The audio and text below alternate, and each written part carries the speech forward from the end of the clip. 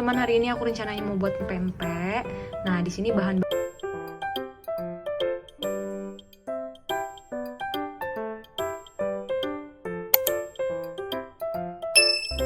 bahan-bahannya udah aku siapin semua. Ada ikan, ada baking powder, ada garam halus, ada kaldu bubuk, gula putih, air, dan ada sagu tani.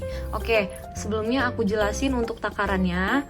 Di sini aku pakai ikan tenggiri kira-kira 500 gram.